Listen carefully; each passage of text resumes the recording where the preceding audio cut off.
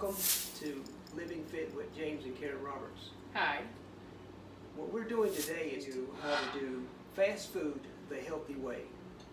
And what we got here is 10 items that you will need to prepare your foods and the things that you need in order for you to eat healthy. And this is a fast way to eat so that you don't have a lot of time preparing the foods. This is something that you can do at home and not have to go out, and that you can eat as much of it as you want, and you'll lose weight and you'll be healthy. Won't use the excuse that you don't have time to cook. Right. And there are 10 key essential items that we need in the kitchen when we're preparing this food. First of all, we need frozen vegetables. Frozen vegetables, this is a cheap, easy way for you to save money. It usually costs less than about $3 to $4 or $5 for you to eat for a whole meal.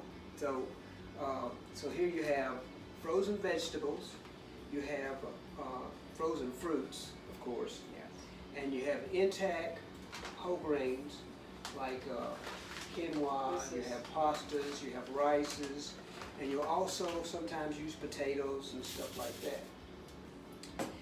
And of course you'll have no salt beans and no salt tomato paste or tomatoes. You'll have dried nuts, which you can buy in bags, or you can buy at the grocery store. You don't want to have any salt on them though. You won't, and you want, of course, your spices for your seasonings. And these are no salt spices that you can buy, and we've got plenty of them. Like I said, that way you can make different tasting foods. You can make Mexican, you can make Indian, you can make all different kinds of foods. The one good thing about this food is that we hear is most people say, I can't eat healthy because it costs too much money. Well, this way of cooking is not expensive at all and easy to prepare. Everything we will be using here for our recipes, you can buy easily at any supermarket. That's not going to Whole Foods, Right. that's not going to Sprouts, that's going to your local supermarket, because all this stuff right here that I bought, I went and bought at a local market. And the best part of this is there's no waste, because everything here we can always refreeze it if we don't use some of it. So we can always have the extra that we need. Normally, when you're using these bags, it depends on the size of your family, how much you cook. But the good thing about this is because you are using foods like this, you can also, like Karen does, you can bag them up and you can save them for later. And the good thing about fixing a good large portion of it is you can use it for the next day, for your lunch, for your meal the next day, or for the rest of the week. Or the next week. So what I do a lot of times is I'll make a big batch of whatever, let's say soup, and then I'll split it in half, put half in the freezer for another day, and then we keep what's left. And whatever we don't finish, like James said, we'll use it for lunch or dinner the next day. Next thing you need to do is go through your cabinets and take out all those refined So if it's high in sodium, if it's high in salt, if you have anything in there that's non-GMO or what is it, What you don't want is foods that has a lot of writing on it, because that means that somebody had to put their hands in it, and it's got way too much salt, sugar, and other things. And he's talking about on the ingredients on stuff. the ingredients. So when you turn it around, you should only see a few ingredients at the bottom, not the part where it shows the calories, the fat, and the sodium. You want to look at the next underneath that. And if it has a lot of writing, then you know that's something you want to get rid of because it's too processed. And the good thing about this is there's no reason for you to say, well, I just got hungry and I had to have something. Because this is, like I told you, this is stuff that you can always take with you. You can always, just like you get frozen dinners, you can make these, take these just like that, and Yep. and pop them in your microwave. Make your own frozen dinner. And make your own frozen dinner. So you don't have to worry about it. And they're nutritious, and the good thing about it is we're going to make this food so it tastes very, very nutritious, very, very good, Right. and it's going to be nutritious. And again, like I said, you can put it in your freezer, and it'll stay there for a long time. Now, the good thing about using frozen vegetables and canned foods is you don't have to buy expensive equipment. Yeah. Now, Karen does a lot of food processing. We have a blender, we have crock pots and all that. But that's when we're cooking from scratch. But even if you cook from scratch, if you were to buy your vegetables today and brought them home today, you wouldn't have to waste any of that because you can do it just like this right here again. You can use fresh vegetables and freeze them just like we're doing right here. Right. You can So, make your own. And a lot of times when you buy frozen vegetables, they have been frozen right at the peak when they were picked. So a lot of times you still get The nutrients. a lot of nutrients from them. The only difference is I slice them and cook them at home, and then I may put them in a bag. And actually on occasion I use frozen vegetables too, because sometimes I can't always find fresh vegetables, especially if they're out of season. Now, there are some essential tools that we'll be using, stuff that you can get in anybody's kitchen. The one thing you're gonna is because you do have to open cans as a can opener. You don't have to have a powered one. Right. Just use the old-fashioned wind it around and open the can. And I always recommend this anyway because, you know, if the electricity ever goes out, you always have a backup.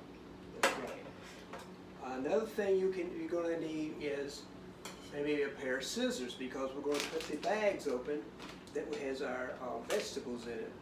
So. And a lot of times, for some strange reason, the healthier foods are the hardest bags to open. So definitely may need a pair of scissors.